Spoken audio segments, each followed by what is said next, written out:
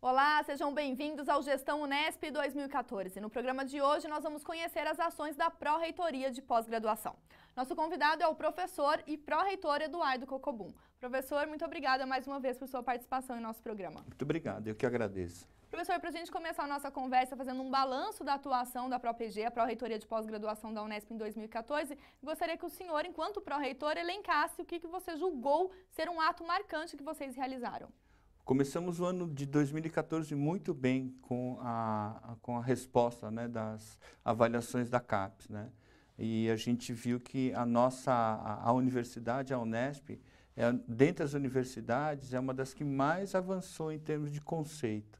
Então, acho que esse foi o grande marco, né? A gente começou 2014 muito bem com essa boa notícia. Nós comentamos ano passado no Gestão Unesp 2013 esse avanço dos números, né, com notas 5, 6 e até 7. Isso, exato. Então, esse foi, assim, acho que é o que deu, assim, um impulso inicial bastante importante, né, para a Unesp, né, para a Pró-Reitoria. Esse ano, então, a gente teve uma preocupação muito grande em fazer ações um pouco mais integradas com outras áreas, né, da própria Unesp. A pós-graduação não vive isolada, né, sabe? A pós-graduação depende de alunos de graduação muito bem formados, então isso requer que a gente tenha uma proximidade muito grande com a graduação. A formação de pós-graduação é individualizada, baseada em pesquisa. Então, isso já é uma tradição, né, em todo o programa de pós-graduação. Então, nós começamos a fazer mais ações um pouco mais integradas com a Pró-Reitoria de Pesquisa. E uma das constatações que a gente fez nessa avaliação é que os programas mais bem conceituados, 6 e 7, obviamente eles têm publicações internacionais, com parceiros internacionais, mas uma coisa que a gente percebeu é que talvez o diferencial entre um programa passar de 5 para 6 seja a relevância que o programa tem dentro da sociedade. Isso significa inserção social, né? Esse impacto extensionista que a universidade tem por direito e dever. Tá, então, isso também proporcionou uma aproximação maior com a Pró-Reitoria de Extensão. Então, eu diria que esse ano de 2014, nós nos preocupamos muito mais em fazer ações coordenadas e integradas com outras áreas da universidade. O senhor pode exemplificar algumas dessas ações, professor? Então, por exemplo, 2014 foi considerado o ano do ensino de graduação, né? A gente começou a articular junto com a Pró-Reitoria de Graduação iniciativas, né, para tentar fazer renovação nos métodos, né, de ensino, né? Então, preparamos, durante o ano de 2014, um curso, né? 2 cursos para a formação de professores na universidade, alguns usando metodologia inovadora, outros tecnologia de informação. Tá? Então, isso vai começar a funcionar em 2015, mas a gente passou um bom tempo preparando. Para capacitar esses professores que vão atuar na educação básica. Os professores da própria universidade. Né? Porque, vamos lá, se você tem a universidade mudando, né, se você muda o foco da universidade, encontra desafios novos ou tenta resolver esses desafios novos, não basta você colocar isso no papel. Você tem que ter as pessoas envolvidas com isso, preparadas para isso, né, e também motivadas para fazer mudanças, né. Então, todo mundo hoje fala em fazer inovação no ensino, utilizar a ferramenta de ensino à distância, tecnologia de informação. E isso acaba ficando só no discurso, né? Na hora de você fazer efetivamente, como fazer, né? A gente tem dificuldade, mesmo porque nós, professores, fomos preparados para aquela forma tradicional de ensino, né? Que a gente transmite o conhecimento e ponto final. É uma discussão é uma aula de uma via só, né? O professor fala, os alunos escutam, né? E a gente até proíbe os alunos de conversarem entre si, né? Tá? Então, mudar isso requer mudança de mentalidade, né? Então, essas ações junto com a Pró-Reitoria de Graduação visam preparar o professor da graduação, que também é da pós-graduação, né, para essas mudanças, né? E essas coisas vão começar a ocorrer agora em 2015, né? Então, a gente passou um bom tempo tentando fazer essas mudanças, né? A gente tem também, são coisas que não vão aparecer no cotidiano, né? Mas a gestão da pós-graduação, o gerenciamento de recursos financeiros da pós-graduação, sofreu mudanças por causa de mudanças no governo federal também, né? Isso trouxe bastante problema para a gente, porque o modo como a gente utiliza o dinheiro da pós-graduação mudou, né? Distribuição de bolsas seria distribuição de bolsas, isso já vem fechado, isso não é tanto problema, né? Mas, por exemplo, a Unesp recebe da CAPES, né, muito mais recursos do que recursos do Tesouro do Estado, né? Quer dizer, então, se a gente falar assim, quem financia a pós-graduação na Unesp, não seria propriamente o Estado de São Paulo, mas sim o governo federal. Então, o volume de recursos que vem do governo federal é muito grande. Para o investimento nos programas de pós-graduação, na internacionalização desses programas também. Exatamente. E as regras mudaram, né? Sabe? Então, a gente quebrou um bocado, quebramos a cabeça, né, para tentar ajustar essas novas regras, né? Tá? Então, esses são trabalhos assim, mais invisíveis, né? Sabe? Eles não aparecem tanto assim para a comunidade, né? Mas sabe? Então a gente fala um pouquinho sobre os trabalhos mais visíveis para a comunidade no nosso próximo bloco. Ok. O Gestão Unesp 2014 vai para um breve intervalo e já volta.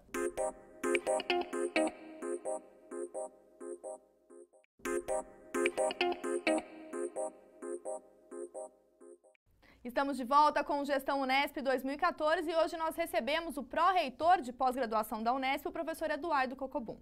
Professor, comentávamos no bloco anterior as ações que, de certa forma, são invisíveis para a sociedade que a pós-graduação da Unesp acaba realizando no sentido de uma articulação com as outras pró-reitorias. E nessa questão da visibilidade, nós tivemos um marco em 2014 dentro da pós-graduação de 40 mil trabalhos defendidos entre dissertações de mestrado e teses de doutorado. Eu gostaria que o senhor comentasse o impacto disso para esse estudante, para esse professor, mas principalmente para a comunidade que recebe este trabalho e esse pós-graduando.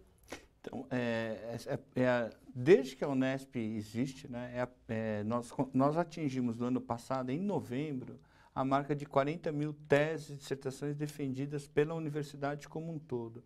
Acho que essa é uma marca bastante significativa, né? E nós passamos o ano monitorando, porque esse ano, em 2014, a gente tinha a chance de chegar a 1.000 teses de doutorado defendidas. Chegamos a 982 teses, 983, né? Eu até abri o sistema no dia 2 de janeiro para ver se tinha mais alguma, mas fechamos o ano em 983. Na verdade, o número de 1.000 é um número mágico, né? Que algumas áreas, nos Estados Unidos, por exemplo, eles usam esse número de 1.000 teses de doutorado defendidas para demarcar a existência de uma área, né?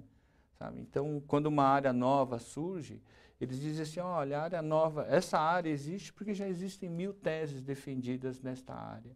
Bom, a Unesp hoje é a segunda maior universidade em número de defesas de teses e dissertações.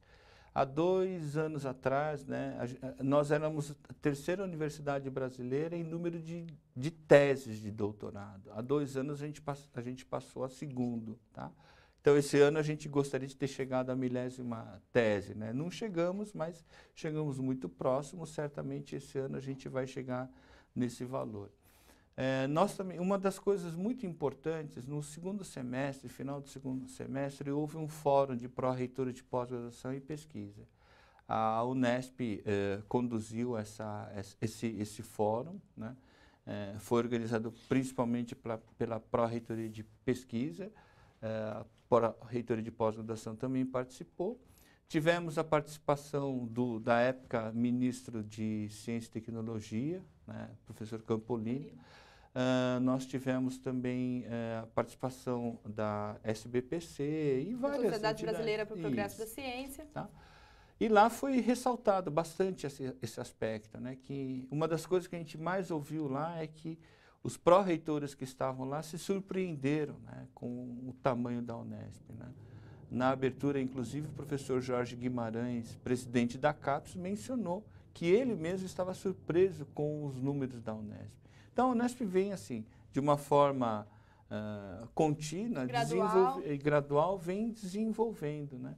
E o ano passado, o ano 2013, nós passamos a ser a segunda universidade com maior produção intelectual no Scopus, né, no Brasil. Então, a gente vem andando bastante. E tudo isso, essa pesquisa sólida, tudo mais, depende muito de uma pós-graduação bem estruturada. Então, eu acho que esses resultados assim são muito significativos, né? Como a sociedade, professora, ela tem beneficiado, recebido esses mestres e doutores? O senhor comentou no programa de Diálogos, também da TV Unesp, dessa valorização que o mercado tem hoje para mestres e doutores. Em que medida que esses nossos pós-graduados da Unesp, eles têm impactado diretamente na sociedade? Bom, a maior parte dos nossos pós-graduados, né, isso não é diferente do Brasil, acabam entrando para a universidade, né? 70% dos nossos egressos acabam entrando no setor de educação ou então setor de ciência e tecnologia, né? Uns 20% vão para empresas, né? E perto de uns 10% a gente não sabe exatamente o que acontece, né? Essa é uma característica, né, de toda a pós-graduação no Brasil. Da Unesp não é muito diferente, tá? Então, isso significa, né, que a empregabilidade do pós-graduando é muito grande, né?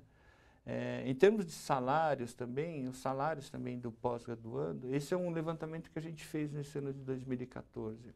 Nós vimos que o salário médio do pós-graduando é bem maior do que aquele que não tem, só tem exclusivamente graduação.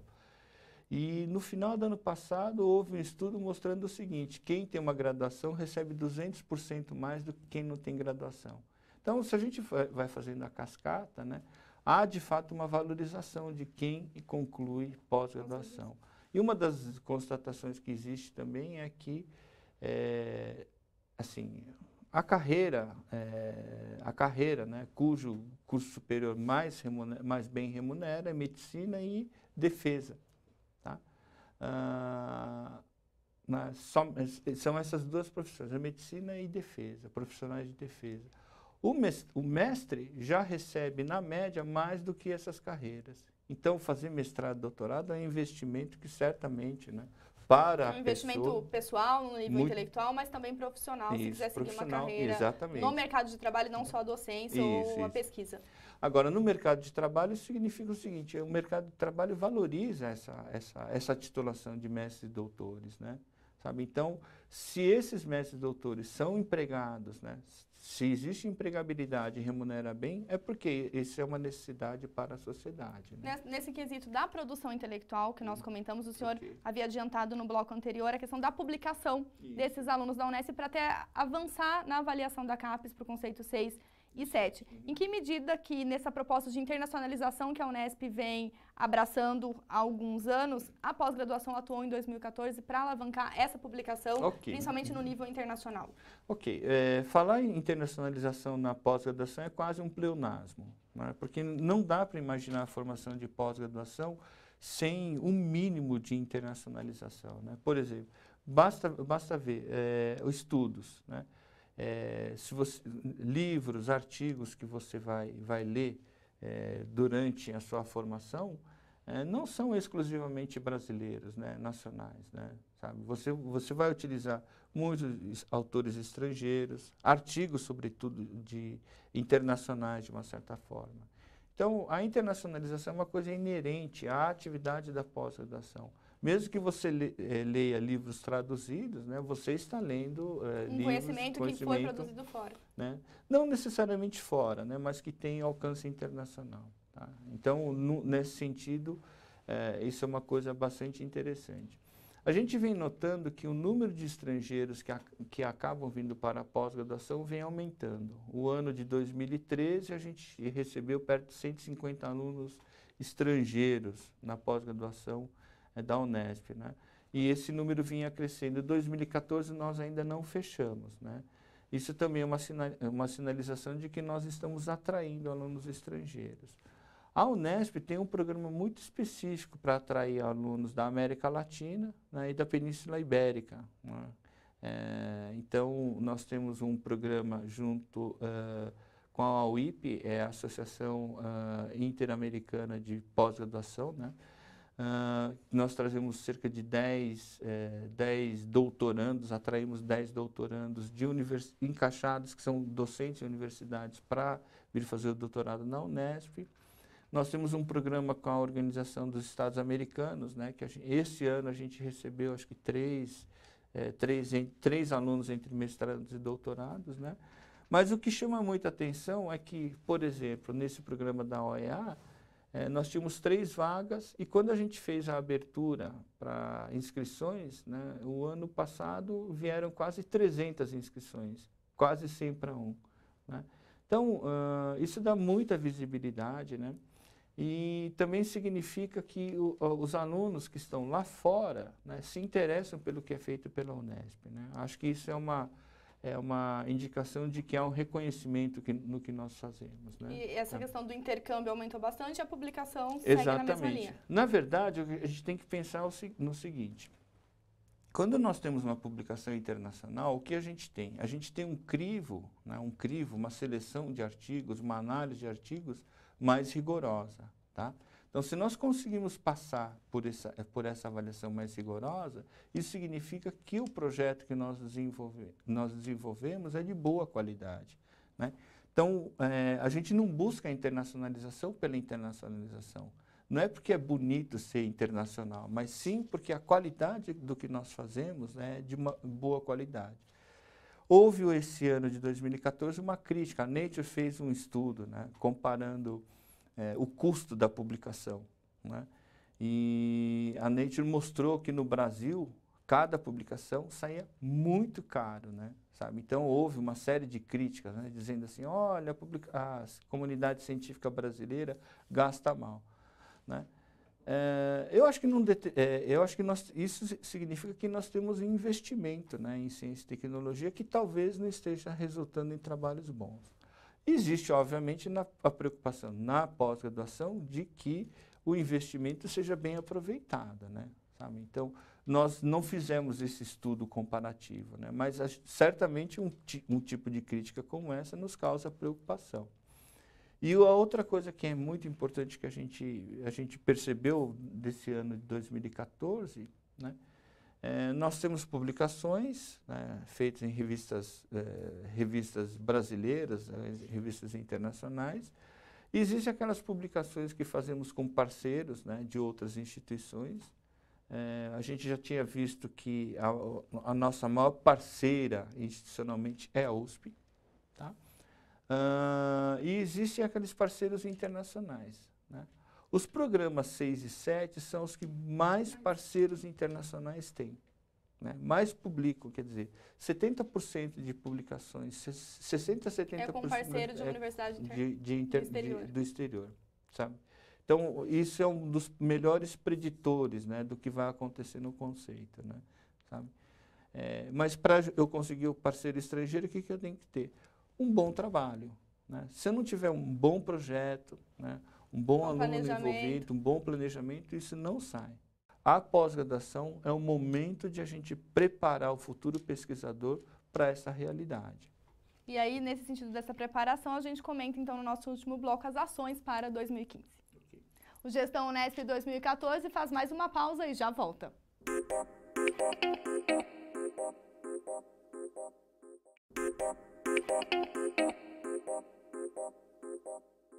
Estamos de volta com Gestão Unesp 2014 e agora chegou o momento de conhecermos um pouco mais a atuação de um funcionário da equipe Unesp.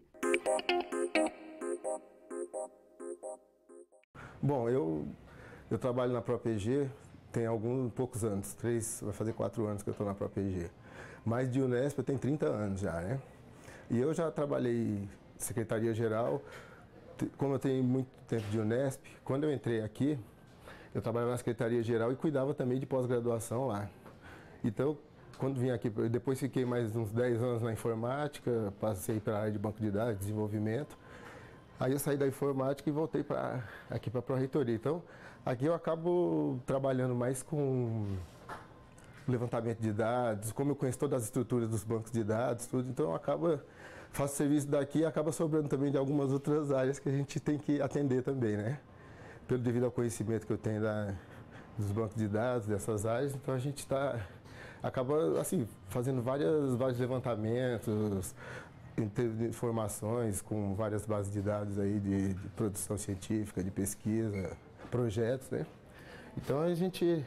E agora, esse ano passado, começou também a ter uma mudança aqui, porque a gente tem alguns sistemas novos, como está entrando agora a CAPES, está mudando toda a sistemática lá para avaliação, então tem uma plataforma única para você fazer toda a parte de avaliação de programas, de qualquer tipo de controle que vai de bolsas, tudo agora nessa plataforma Sucupira, né? E fora isso também, esse ano também a gente, aqui na Pró-Reitoria, nós tivemos um treinamento, um programa, a gente está pensando em mudar algumas coisas aqui do dia a dia da gente, trabalhar mais com projetos, né? Tentar fazer projetos para todas as áreas, para ver se você tem um controle melhor das atividades e tudo, né? Hoje a gente está mexendo aqui com...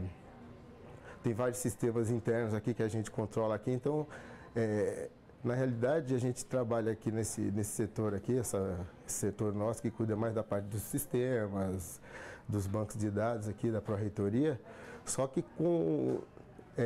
a equipe é um pouco... A gente tem poucas pessoas, quem fica full time mesmo sou eu, que fico o tempo em período integral. E aí a gente tem mais outras 2 pessoas aqui que atuam, mas são do interior. Então, um fica uma semana assim, outra não, outro vem 2 dias por semana e assim a gente vai tocando aqui os sistemas daqui, né?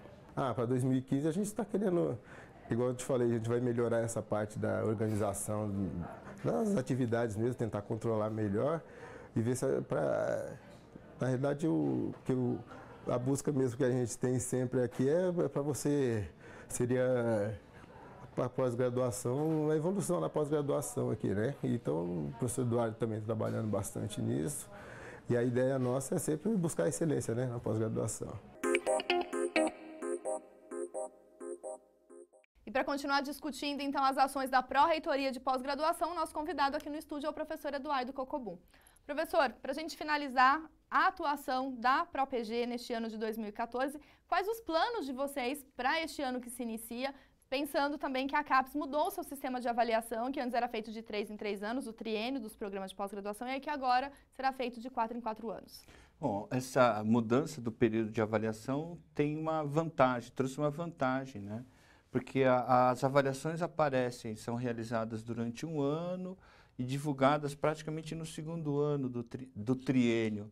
Então, a gente ficava com uma margem de manobra muito curta. De ações para alterar aquele quadro que a CAPES apontou para subir a nota. Agora, com 4 anos, isso vai dar um pouco mais de folga, né? Mas o tempo é extremamente curto também, né? O que a gente tem de preocupação com a pós-graduação é que a gente está, assim, os desafios que a gente começou a enfrentar em 2014 não terminaram, né? Nós estamos com um mundo em mudança, as universidades estão mudando a forma de trabalhar, não somente nos rankings, né? Mas a forma como o ensino universitário é dado vem mudando muito rapidamente. Esse começo de ano a gente viu muita coisa saindo por aí sobre o ensino à distância, ensino online, etc, etc, né?